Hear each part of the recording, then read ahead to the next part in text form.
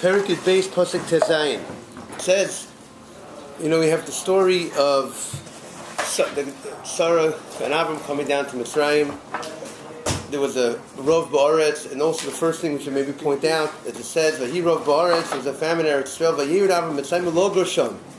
He went down to Mitzrayim lo Gosham, because there was Kichaved Rov Ba'aretz. Now we know from the Haggadah, it says when Yitzchak, when Yaakov went down to Mitzrayim, it says also the same word lo Gosham. Now what do we say in Haggadah? He only went down, he did not go down to be part of the country. He went there just to sojourn as a temporary, like a language of a ger. And that's the same thing with Avraham. When Avraham went down to Mitzrayim, it was also only Lo Sham. The idea to leave Eretz Yisrael, for a Jew to ever leave Eretz Yisrael, the only idea is you're leaving Eretz Yisrael only it's temporary.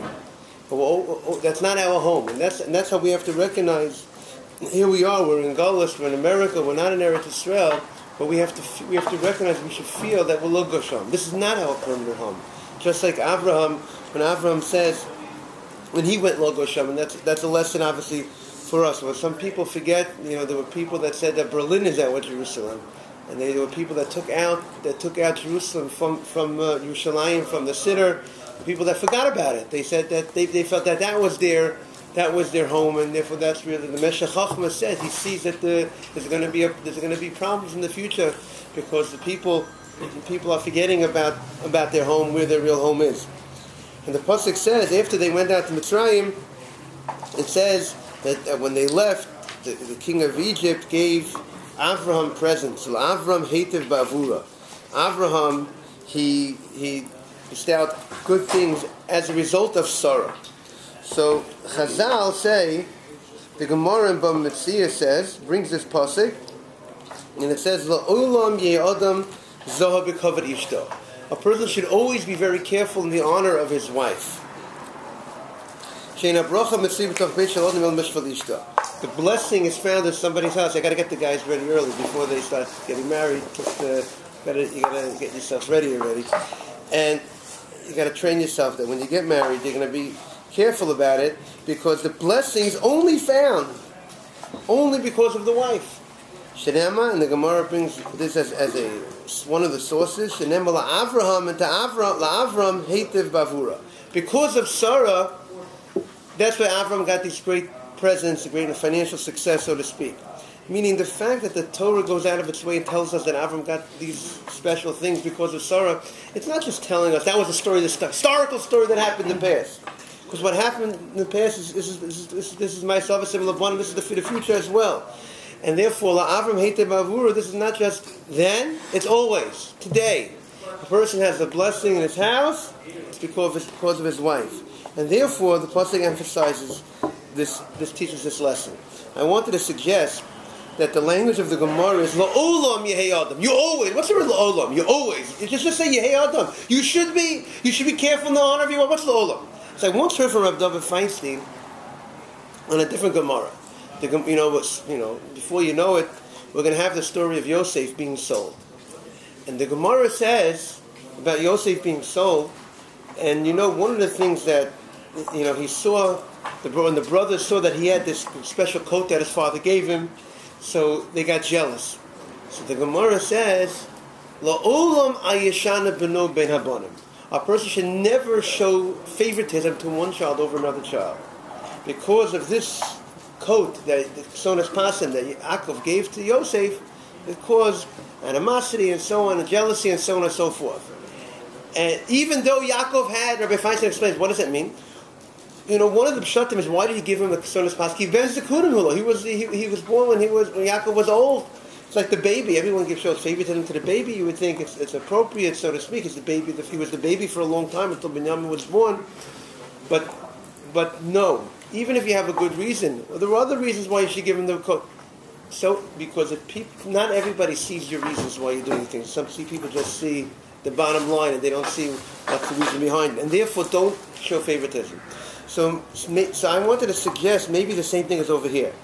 There might be a time a person might say, maybe I shouldn't be so careful in my honor of my wife. Maybe she doesn't deserve the honor that I should give her. But no, la'olam. Under all circumstances, you should be careful. La'olam, the woman will thank me for that, by the way. La'olam yeh adam zaba kavod isha. You should always, under all circumstances, you should be very careful in the kavod of your wife. Now we also find another thing. Where else do we find this idea of the kavod isha of Avraham? We find it says also in the Parsha, vayet oholah. It says he pitched her tent. Now what? Oholah, it's written. Okay, right. So the Chazal say, what does that teach us? It teaches us that now obviously Sarah, we know Sarah was active with the ladies. Sarah, it was a team. It was Avram was Megayer the men. Sarah was Megayeris. She converted the women. So he had his place. She had her place. They had tents of he had his tent. She had her tent. But which tent does he pitch first? So it says that the tent that he pitched first was his wife's tent. So that's also what's the idea of telling us that he pitched his wife's tent first? And the Chazal say that's in Pasuk Ches, Vayet Aholo. So Chazal say Aholot Tziv, first he pitched her tent and then he pitched his tent. Now again, what is the Torah telling us that for?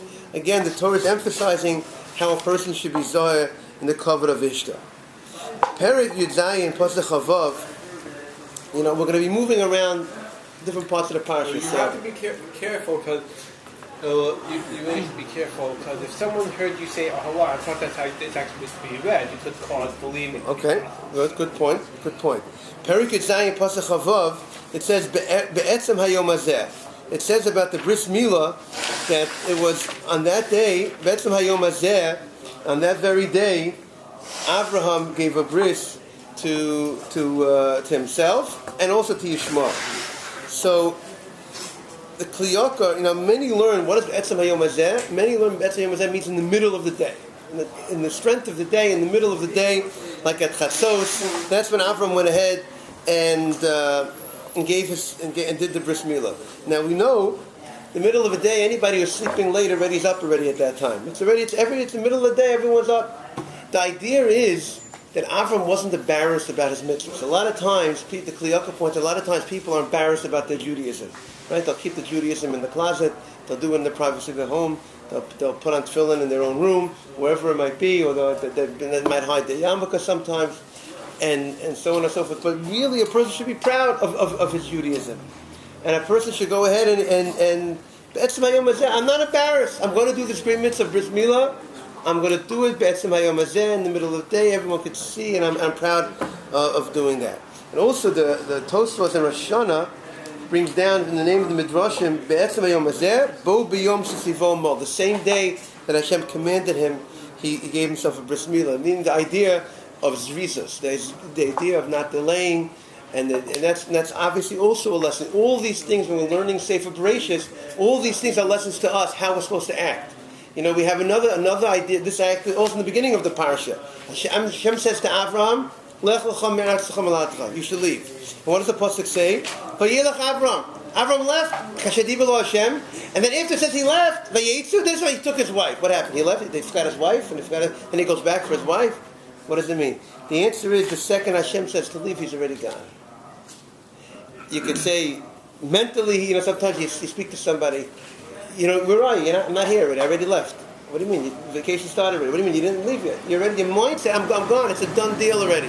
So Vayelech Avram. If you look at the pasuk, it says when Hashem spoke to Avram, Lech Lecha, what does the pasuk say? Vayelech Avram. He left. He went. He took Lot.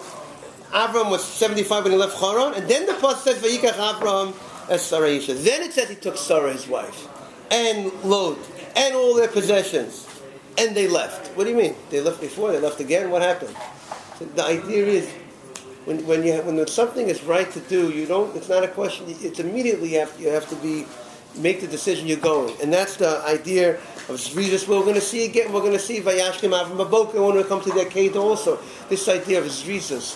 1, 2, 3, Avram is going to go ahead and get ready up in the morning and do the mitzvah. We live in a society which lends itself a lot to laziness. I think we live in such a society. Today's day and age, people might not even ever leave their house. They even get fresh fruit directly to their house. Not only could they get junk food, and take out, delivered to their house, the pizza, but they can get even fresh food. We're moving up, get even fresh food. You don't have to go out for an apple or a banana.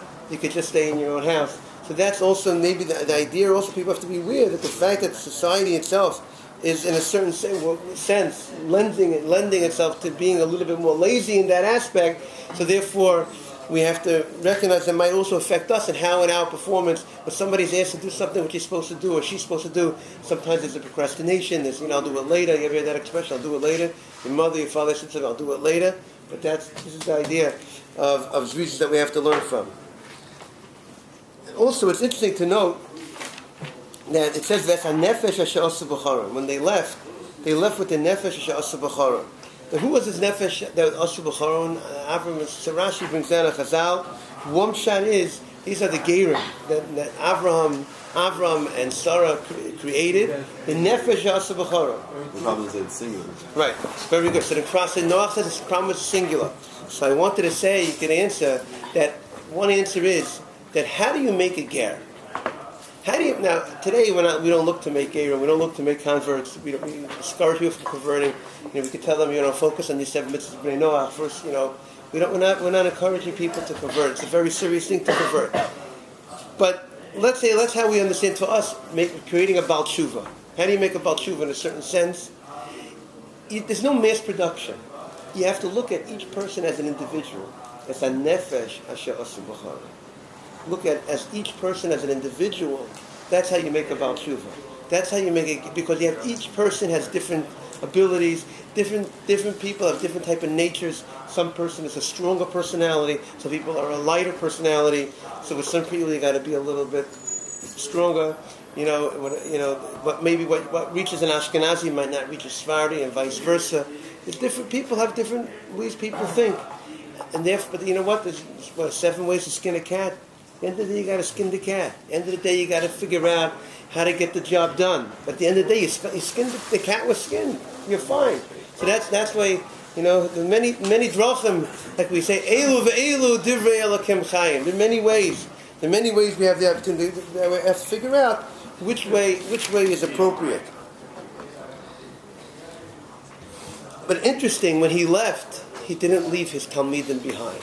He didn't leave his gerim behind, which is symbolic. People have to realize, a rabbi, a teacher, has to realize that the fact you created a Baal Tshuva, you worked on making a Baal Tshuva, but if they don't remain connected with the rabbi, if there's not that continuous relationship with the rabbi, there's always a very big concern that the guy will go back, will slip.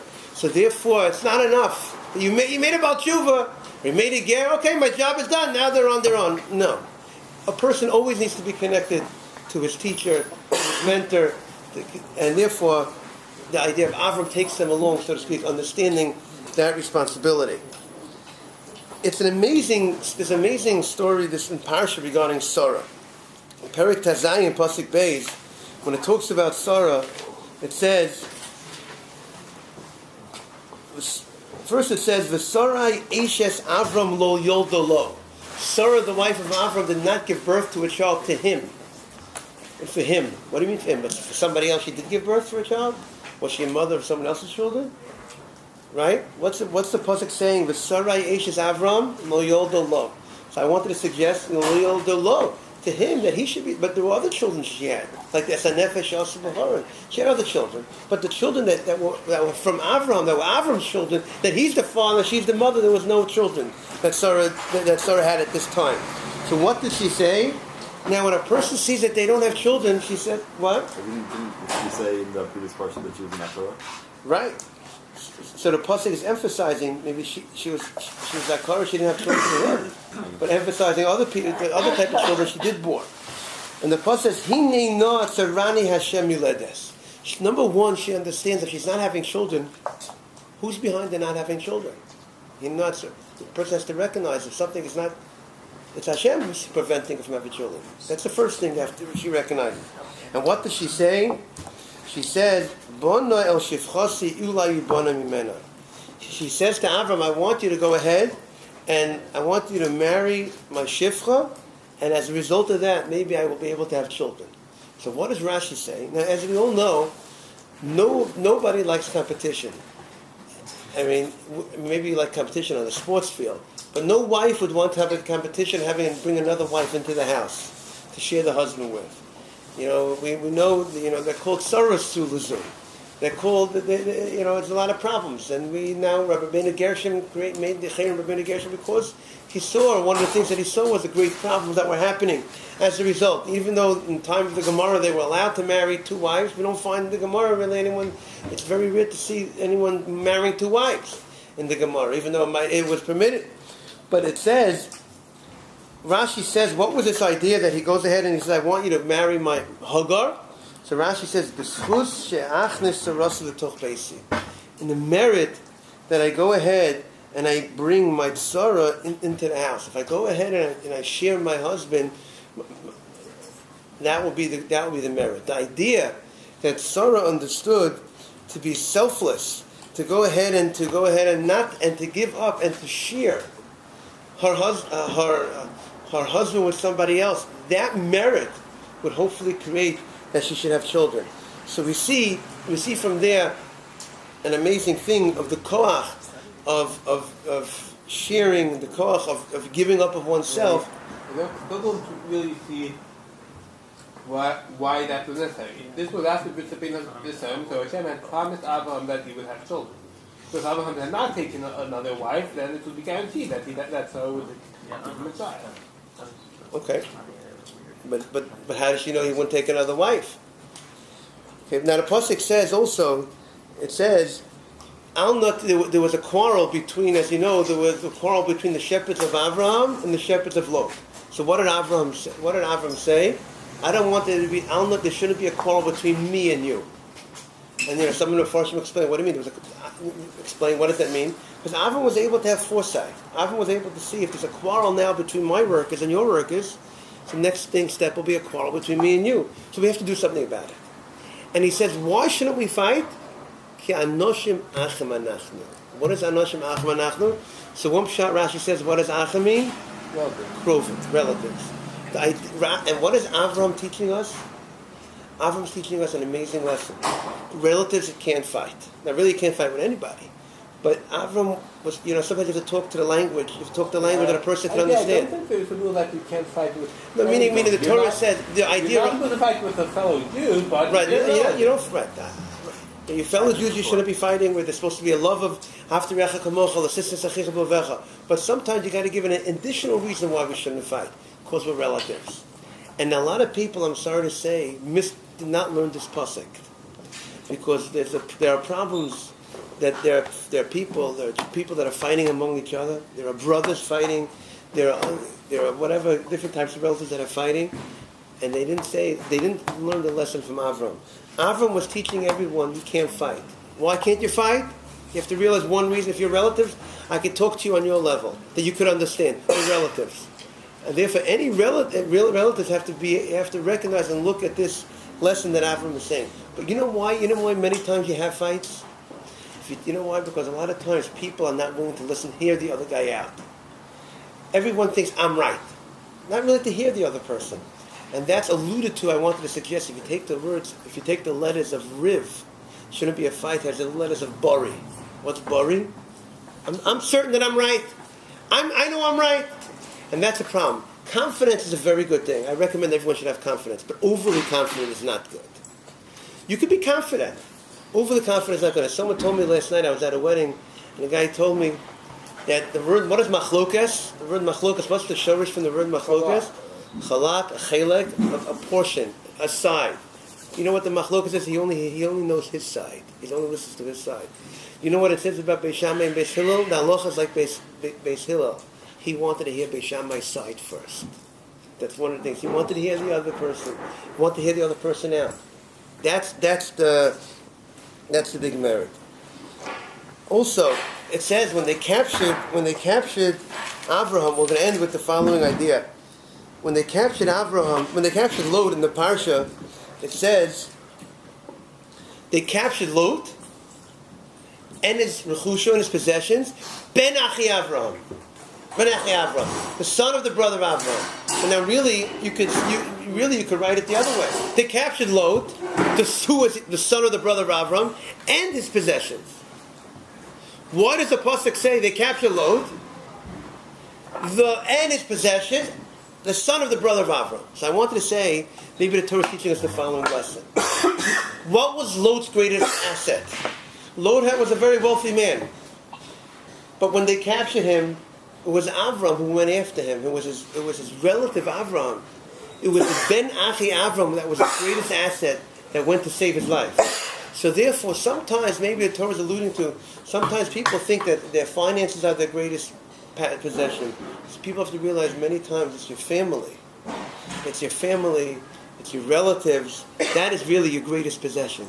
So if they captured Lot and his possessions, what was his greatest possession? Ben Avram. They captured the nephew, like they captured the Prince of England.